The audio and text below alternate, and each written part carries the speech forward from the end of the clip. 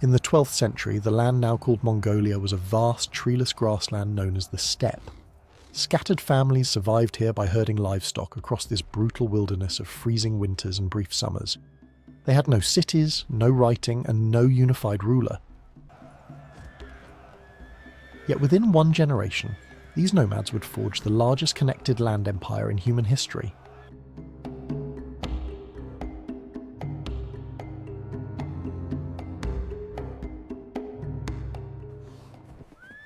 Winter was the great killer. Temperatures dropped far below freezing for months, and a catastrophic winter storm called a dzud could wipe out entire herds in a single night. For nomadic families, livestock meant everything. Horses, sheep and goats provided food, milk, clothing, shelter and transport. Losing a herd was not a setback. It was a death sentence. Families sheltered in portable felt tents called jers, round structures built from collapsible wooden lattice wrapped in thick wool felt, designed to withstand fierce steppe winds. But when dung fuel ran low and the last strips of preserved meat were gone, even a well-built jer offered no protection against the killing cold. When the storms finally passed, the full devastation became clear.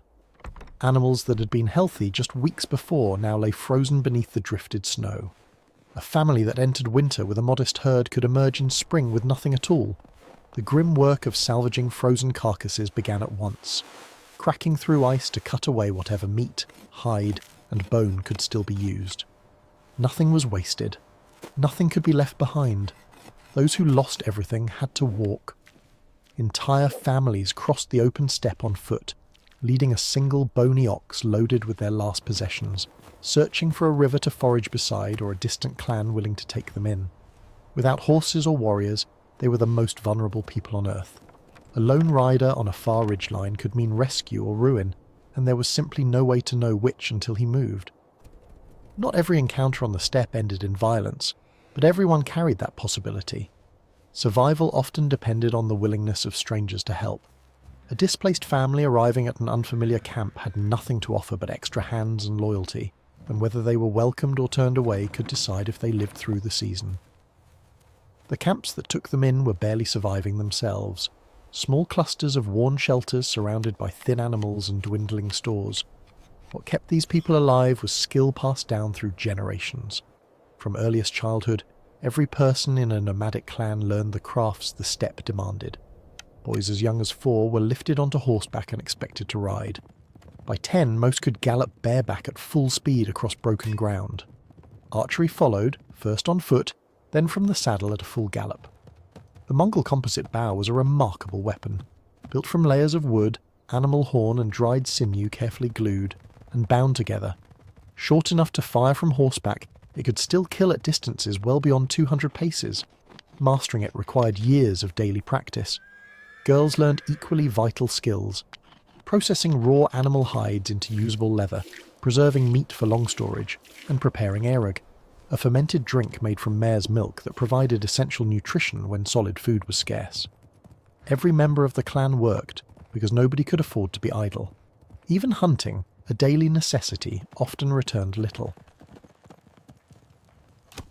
A full morning riding across miles of open grassland might yield only a few small marmots, hardly enough to feed a camp. Evenings were brief and quiet. Families gathered around a shared fire, ate small portions of what the day provided, and drank what aerug remained. The steppe offered nothing in excess. Every calorie, every hide scraped clean, every hour of daylight was carefully accounted for. Raids were the other great terror of steppe life. Rival clans fought over the same scarce resources, and any camp with horses and stored food was a target. Raiding parties struck fast, arriving at a gallop with almost no warning. A small camp of 5 or 6 families had no real chance of defending itself. The attackers took everything useful, primarily horses, livestock and food, then vanished into the grassland before any response could be mounted. The damage was absolute.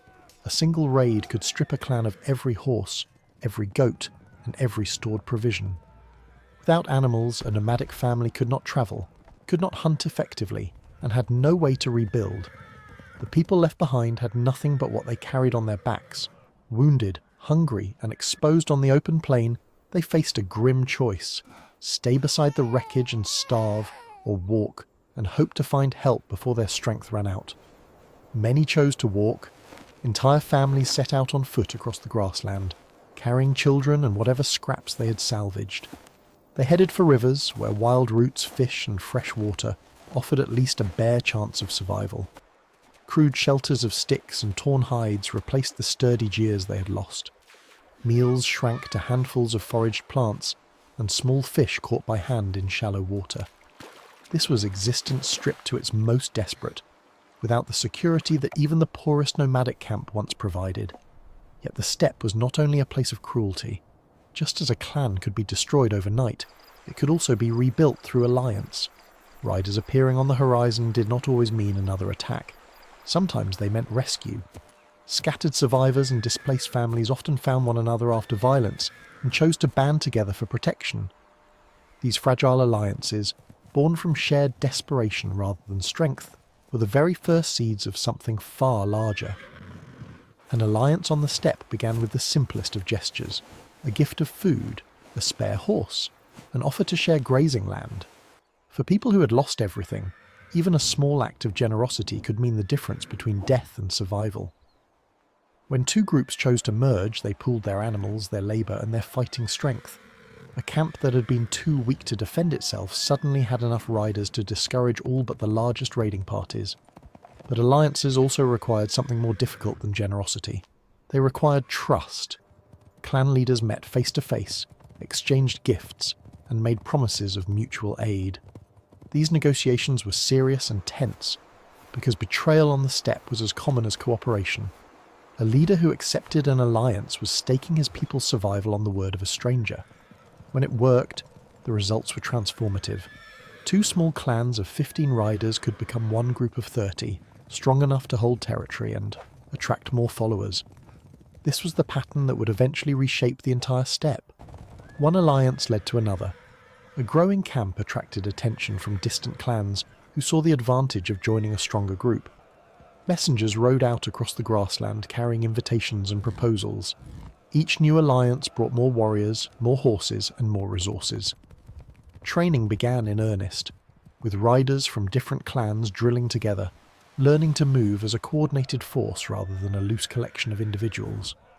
Over the span of roughly 2 decades, what began as a handful of desperate families banding together for survival grew into a confederation of dozens of clans. Leaders gathered in enormous open-air assemblies to pledge loyalty to a single figure who had proven himself through years of warfare, diplomacy, and unbroken determination. One by one, they knelt and laid their weapons at his feet. The assembly that unified the Mongol tribes, known as a Kurultai, was more than a ceremony. It was the founding moment of a new kind of state. But the true revolution came in what happened next. The old system, where warriors fought alongside their own kinsmen under their own clan chiefs, was deliberately dismantled. Every fighting man on the steppe was reorganized into a strict decimal structure. Units of 10, 100, 1,000 and 10,000. Men from rival clans who had fought each other for generations now stood shoulder to shoulder in the same squad. This was a radical break from tradition. Loyalty was no longer owed to blood or clan, but to the army and its supreme commander. Every soldier received standardized equipment regardless of origin. The same composite bow, the same armor, the same quiver of arrows. The effect was immediate. What had been a loose gathering of tribal war bands became a disciplined force capable of executing complex maneuvers across miles of terrain, coordinated by signal flags and drums that every unit understood. Behind the front lines, a vast logistical operation kept the army fed and equipped. Workshops produced arrows, armor, and bowstrings at enormous scale. Women prepared borts, a lightweight dried meat that could be ground to powder and carried in small pouches, sustaining a rider for days without needing to stop and cook. This portable food supply gave Mongol armies a critical advantage. They could move faster and farther than any opponent, covering up to 70 miles a day by rotating between fresh horses without ever dismounting from the saddle. When the army finally rode out, it moved as no force in history had moved before. Scouts ranged far ahead, carefully mapping enemy positions and terrain. commanders split their forces into separate columns, advancing along different routes, only to converge with devastating precision at the chosen moment of battle. The tactic that defined Mongol warfare was the feigned retreat. A force would advance, loose arrows, then turn and flee in apparent disorder. To an opposing commander, it looked like a broken attack, but the moment the pursuers broke formation and spread across open ground, the trap closed. Hidden columns appeared from behind hills or riverbeds, closing in from both sides, while the retreating force wheeled around to attack head-on. A confident pursuit became an encirclement within minutes. This required extraordinary discipline. Every rider in the retreating force had to fake panic while staying close enough to regroup on command. The flanking columns sometimes waited hidden for hours before striking. It demanded coordination that only the decimal system and years of drilling could produce. Armies that outnumbered the Mongols fell to this tactic repeatedly because it exploited a universal instinct, the urge to chase a fleeing enemy. After each victory, the Mongols absorbed everything useful. Weapons, horses and supplies were redistributed at once.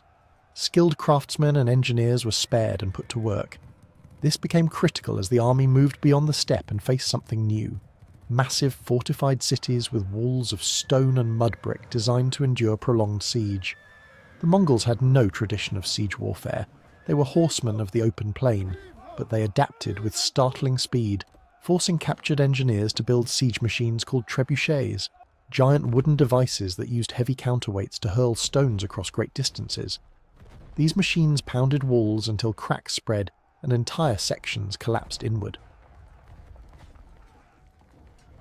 Once a breach opened, soldiers stormed through on foot while others scaled intact walls with ladders. Within a few short campaigns, the same nomadic army that had only ever fought on horseback was reducing the greatest fortified cities of Central Asia to rubble. Once a city fell, the Mongols moved through it with methodical efficiency. Everything of value was catalogued and removed: metals, textiles, grain, and livestock. But the most prized resources were always people. Engineers, doctors, scribes, metalworkers, and architects were identified, separated, and absorbed into the Mongol system. The empire did not simply destroy what it conquered.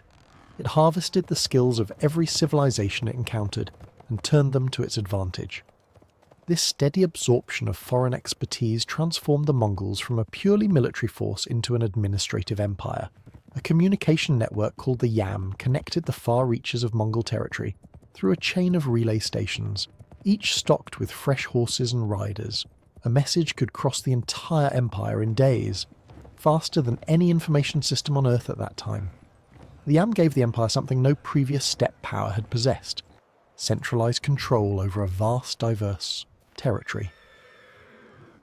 With secure roads came trade on a scale the world had never seen. Merchant caravans that once risked robbery and death, crossing Central Asia, now travelled under Mongol protection, carrying a metal passport called a paisa that guaranteed safe passage and access to provisions along the road.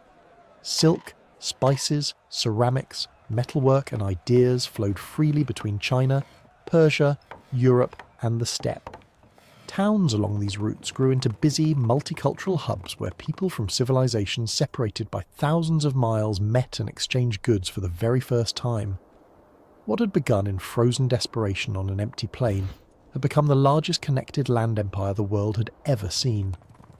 From a handful of starving families huddled without horses or shelter, the Mongols built a dominion stretching from the Pacific coast to the borders of Europe, forever reshaping trade, warfare, and the connections between civilizations.